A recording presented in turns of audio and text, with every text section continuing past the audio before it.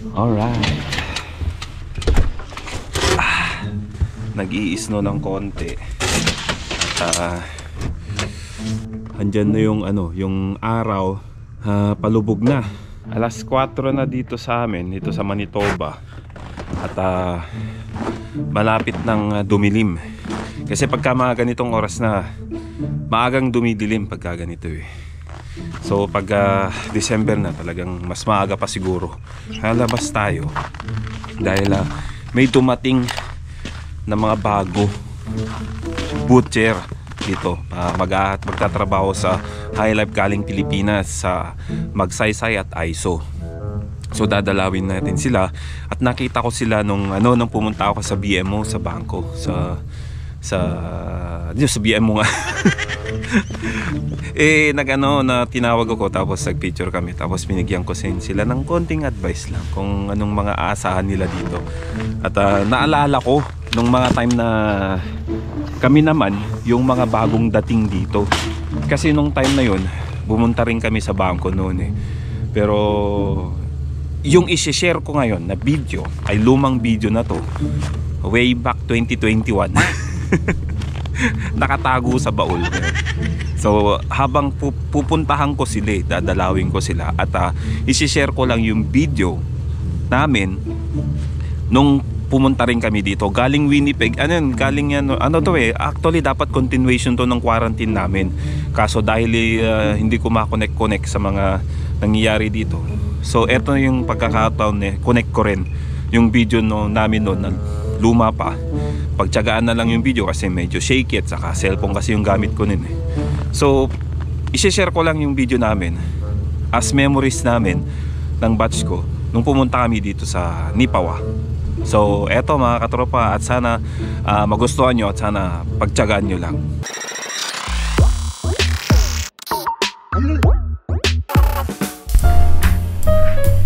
So dumating na yung oras ng quarantine namin. Last day na namin ngayon at nakapag-empake na rin kami, nakapag-ayos na kami. Nalinis ko na rin yung aking higaan. Normal, clean to go. Nandiyan na.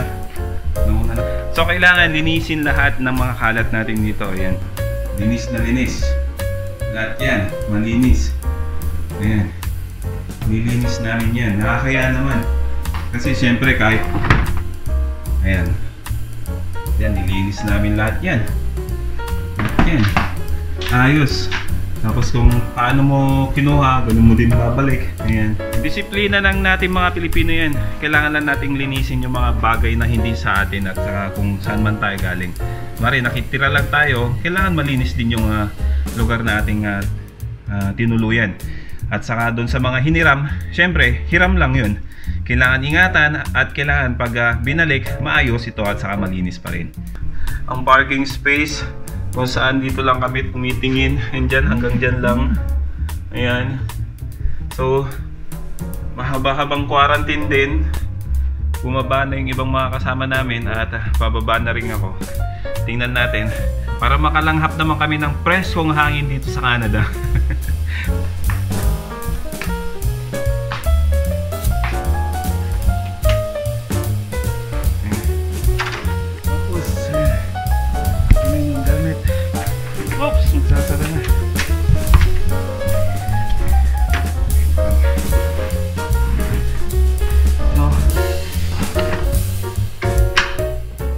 Okay, so andyan yung sasakyan namin. Mag-aano na kami. Karga. Anong oras pa kayo nandito? Alas 2? Talagang tinupad mo yung sinabi ko. Biglang pumato. Okay, so ito yung sasakyan namin. Dito na kami. Punta na kami ng Nipawa. Yan. Ay, dito na sa likod. Sa likod to? Sa akin ba yan? Ano na yan?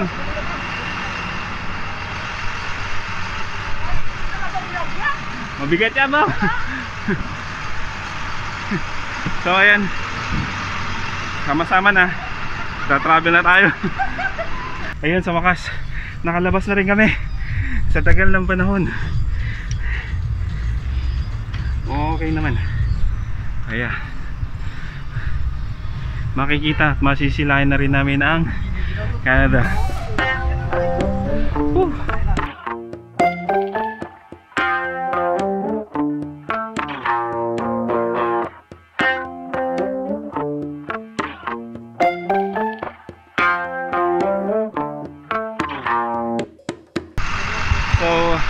dito na kami sa ano. Eh bro, susunduin na namin naming mga kasama. Ayan. Lamig. Sarap ng hangin. Sarap sa pakiramdam.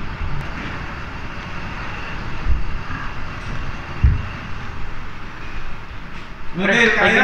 Pag-game. Oh. Garbage bag ko ba na? Awan, garbage bag ko. Awan? Sa'yo na yung mga kalahati ng grupo. Wow! Andiyan na yung mga swag-tech. Musta tabom? Hindi ko alam, baka kukunin pa. Eh, mga gamit nyo doon. Baka dito na rin. Oh.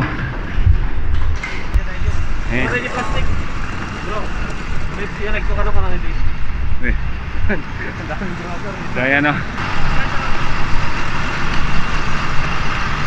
Ang grupo na yan.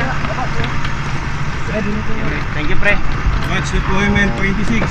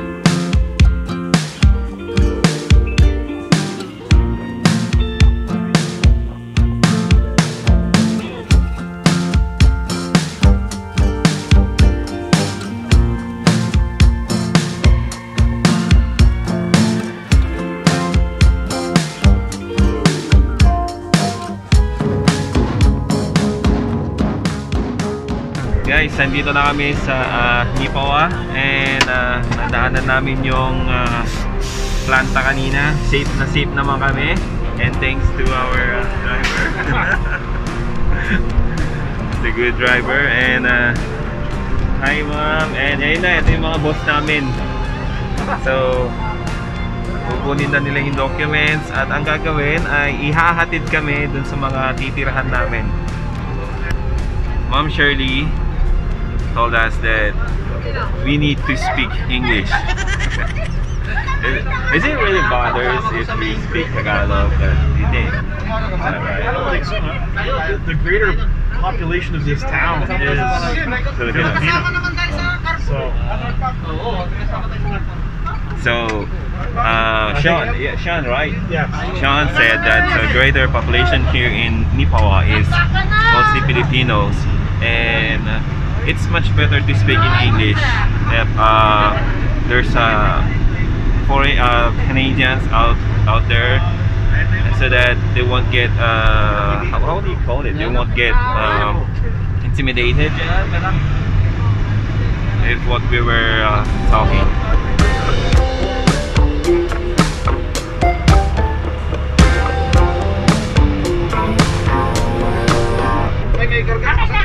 Okay, so una na si Archie. Ayan. Sige ma'am. Ano yan sir? Hindi siya mag-i-stay. May nasagot ba ni Ron na kanina? Napapahirapan na si Sean sa napapahirapan na yung driver namin sa paghakot ng mga gamit namin.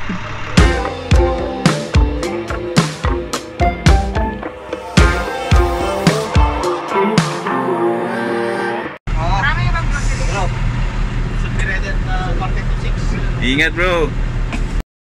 Ingat bro.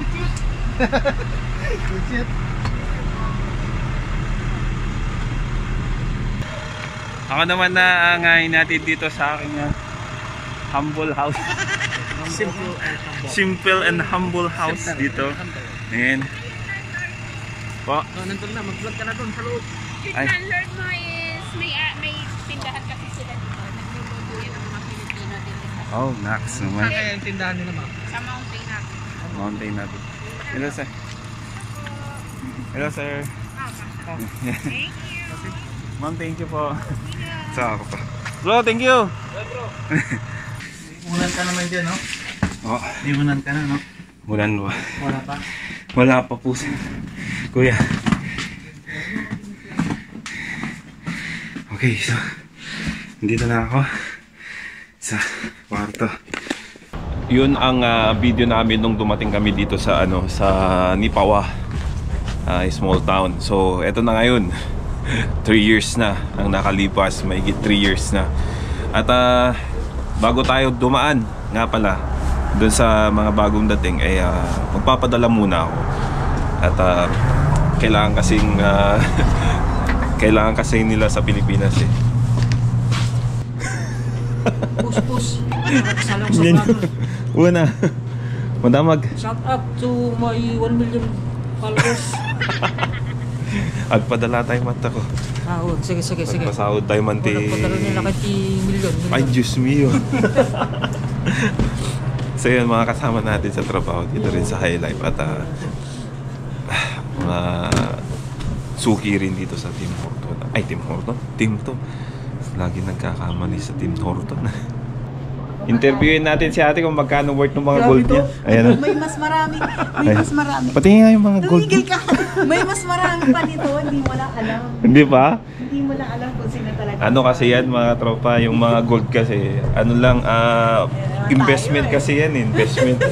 Pagka gipit na, Alam na kung saan mapupunta. Meron matudukot pag walang wala. Oo. Pero ang problema, pag kukunin na, yun na, pahirapan na. May joke lang yun. Ano talaga, Okay investment lang. yung mga yung mga gold, magandang investment yan habang tumatagal. Tumataas yung value, malaki yung pera. Parang bahay lang din yan eh. Kesa sa mga electronics na gamit na katulad kung walang kwenta yung mga gamit ko. Hindi, joke lang. Hindi kasi minsan kasi yung mga gadget na nawawalan din ng... Well, yung skills mo naman. Yun. Tatawanan, diba? Oo, mga ganun ba? Skid yan. Skill, paano yung skill ni Glenn? Wala na. Marami din nga rin. Oo, talented din to. Talented yan, Ano, diba? nakalay pa yan? Singer, komedyante, actress. Ay, actress. I-edit naman niya yan. Baka nakalive ka. Hindi naka-live to. I-edit ko ba to? Ate, sige, te. Salamat. Oh. So ayun mga tropa, no. At lalakad na kami. Dahil nadalawin natin yung mga bagong dating sa Howden. So marami akong video na yung talagang hindi ko pa naipapalabas. Haglin. Tulad nung yung pagpunta namin dito sa Nipawa nung dumating kami. Ayun. Katagal na nun, 3 taon na. At ang dami ko na rin nakakilala mga kaibigan dito at mga katrabaho dito sa Nipawa. So ganun din siguro yung mangyayari sa kanila. So, habang hindi pa dumidilim at puntahan na natin at baka makatulog ng mga yun.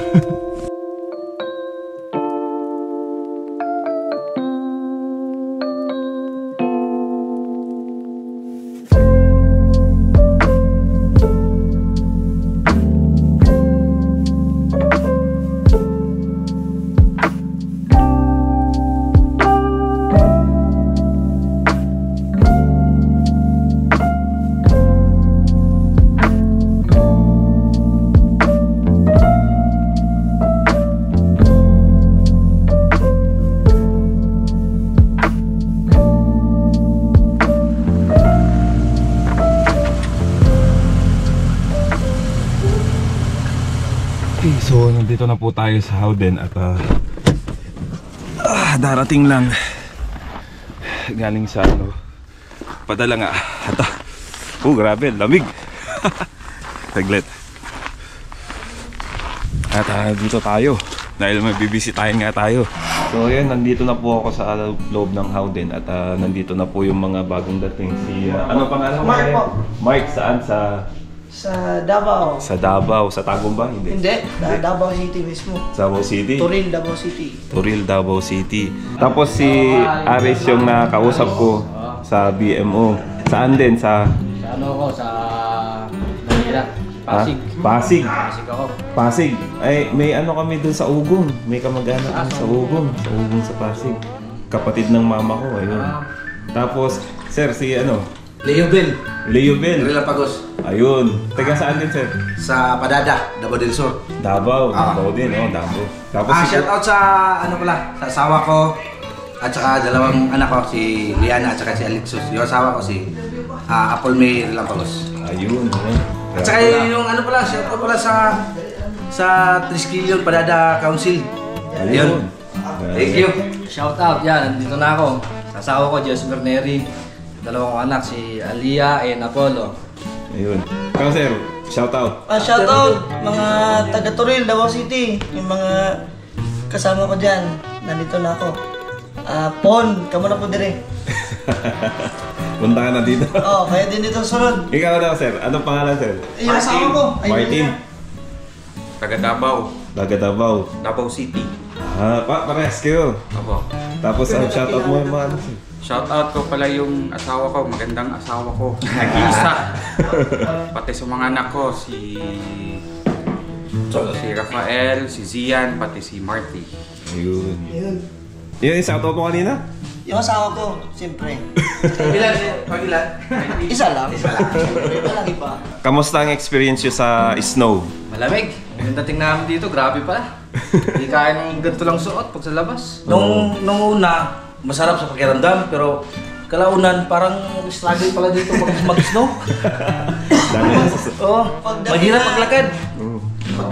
Pagdating ng Winnipeg, sabi ko malamig baka ito na yun, pero dalawang isip ko, sabi ko baka heater nito. Oo. Paglabas namin ng Sa airport sa Winnipeg. papunta ng van, Parang binagsakan kami ng sandaang rep eh. Alam mo yung freezer. Tapos ito yung mga cooler sa mga supermarket. Oo, yun. Walang kalamig. Ako na destino ako sa cooler dyan sa High Life. Yung nagtutulak ng mga baboy palabas. Doon ako Ay, sa Pushag ka. Ngayon, Pushag. Oh, malamig pa doon. Kaysa dito. Hindi, mas malamig din. Mas malamig doon sa labas. Ay, sa malamig sa labas. Ewan ko lang, siguro nasanay na ako eh. Dahil sa tagal ko rin sa cooler eh. Kasi pag Pushag kasi, hindi mo mararamdaman kasi nagpapawis ka rin. At sana napapagod ka. Pero pag nasa lower trimmer, upper trimmer, yung nakatayo ka lang, masakit sa paa. Kasi yung blower. Ang malamig yung sa gloves. Yung sa gloves. Oo, Pagka- tumitigas yung gloves yung sa dulo. Hindi kasya dun. Medyo malaki pa rin yung gloves eh. Di dapat yung gloves natin nun, yung fit talaga yung ano yung sa kamay ba? Yung pit. May sobra kasi. Mahirap pag maiksi yung daliri mo. Oo, ay. Hindi, may sobra talaga yun pagka pagka hindi kasya sa akin. Ako nga yung XL sa akin hindi rin kasya. Hindi kasya sa Oo, XL. hindi. Maluwang din yung XL sa akin. Kumbaga may excess pa siya. Pero masasanay ka din diyan. Pag tumagal, masasanay ka rin diyan. Ito din, push-up. Din ang dalawa, push-up. Oh. Ako sa ano ko, sa chitlim. Sa Kilpor? Chitterlim ba yan? Sa Kilpor. Yung sa pet ng baboy ba? Ganyan. So, Hinugasan ko. ano naman masasabi mo sa sa experience dito sa trabaho? Siyempre, pagod. Pero, Ano ginawa eh? ano, Napaisip talaga wala. maganda ang bayad. Nasumento ka na? Oo, siyempre. Sumento. Ay, wala pa. Ay, wala pa. Ay, next week pa lang. Next week pa. Nung nakita mo yung mga madaming baboy, nagulat ka. Gulat ako. Sa para ka talaga nag-gym. Yung pa talagang araw-araw na gym. Pero okay naman, kahit naman. Sanayan lang din. Oo, sanayan natin. Sanayan lang. Ikaw, sir. Ano yung pwesto mo sa Sa Nasa ako sa gum room, gum room. Sa Kilpor din. kill floor. Pero hindi yung tigalagay ng gum table, yung tigalagay ng baboy sa gum rail. Oo. Doon ako sa parang mechanical room. Oo, dun sa labas. Yung magsasabit ng mga bakal. Okay lang doon pag ang mahirap pag kunwari tapos na yung cut floor. wala bumabalik na gamrel. Yun ang mahirap, para ako nagko-crossfit. Talon dito, nagkaya na naman sa taas, talon na naman. Oo. Dati nung nasa cooler ako, nakikita yung mga nandun. Pero maganda dun, pag nakuha mo yun, bracket 3 dun. Bracket 3 nga daw eh. Bracket 3 yun. Si ano yung kasama ko, si Robert, yung puti na matanda. Yung puting matanda, matagal na yun. 38 years. Sana papalit. Di pa. Ay, ikaw na papalit? Di ko alam eh. Sabi na, mag-retire. Di ko na alam. Magiging red hat na siya. QA niya sarili niya. Ay, grabe. Diretso na. Hindi na dala ng white hat. Oo.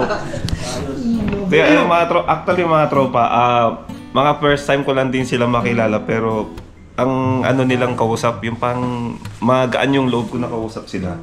Kasi, syempre, para sa akin kasi, gusto ko kasing ano yung pang hindi sila matulad ng mga kababayan nating medyo Wala sa landas. mawawala sa landas. Yun. So, pero nasa inyo yan, hindi ko kayo kukontrolin. Wala akong sinasabing ganito yung gawin nyo, ganyan. Ano lang? Advice lang. Nasa inyo kung pakikinggan nyo, kung i-apply nyo, ano. Pero darating yung time, kayo din naman makaka-realize nyo. Ganun lang. Pero sa akin, pinakamabuting gawin nyo, mag-ipon muna. Mag-ipon, huwag kayong matulad sa iba na sa una na simula, sa luho sila na gano'n. Ganun talaga. Nagsasaper sa dulo. No, nagsasaber sa tama yung sinabi mo, nagsasaber sa dulo.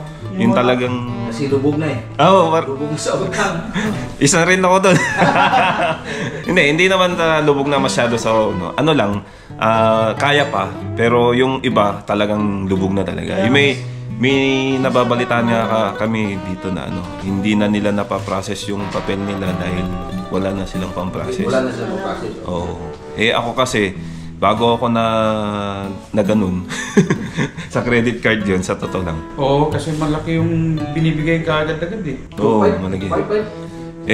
Ako kasi nakapag-process na ako ng PR ko. Nakapag-ano na ako. Tsaka nakabayad na rin ako ng mga obligasyon ko sa Pilipinas. Wala ka ng ibang ginagastusan. Parang ganun na.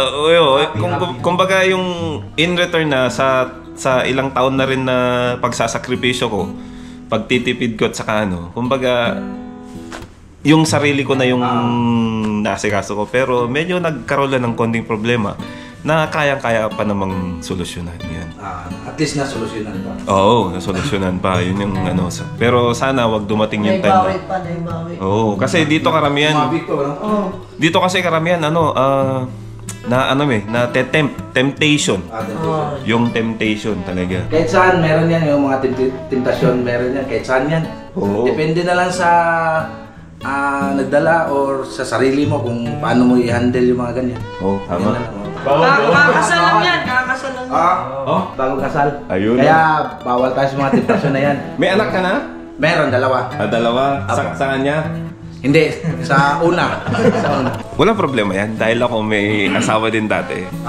Pero anong dineclare mo na relasyon mo dito sa papel mo? Nung una kumunlo, tapos napag-isipan ko ba na magpakasal kaya ako bago ako umalis. Kaya kinumpronta ko si Miss Jessica. Nag-email ako sa kanya. Quick consultation lang ba? Tapos nag-reply naman siya na okay. Wala problema. Oo. So yun, nagpakasal ako nung November 15 lang. Pero nasama pa, Nahabol ko pa. Nahabol pa. Maganda yun, at least nahabol mo pa. At least hindi ka magkakaproblema doon. Oo nga. Bisaya po ako. Oo, yun. Pasensyahan nyo na yung Tagalog ko. Baluktot pero Nahirapan sa kalisod. nahirapan sa kalisod pero okay lang. Naku, parehas din tayo kasi sa Ilocos, mahirap din, Ilocano din yung gamit namin. Pero yung Tagalog ko, medyo bulol din ako, tsaka baluktot. Pero at least, nade-deliver natin. Pero at least, meron, tama yan. No. At least Naiintindihan. nakapag-interact tayo sa kausap natin na Tagalog ba? Oo, kasi dito, sa totoo lang, ang English dito, kapag kausap mo yung mga foreigner, maiintindihan kanila at saka mauunawaan. Kahit broken English, ang pupuna lang sa'yo talaga, Pilipino. Pinoy, tama yan. Oo, ganun.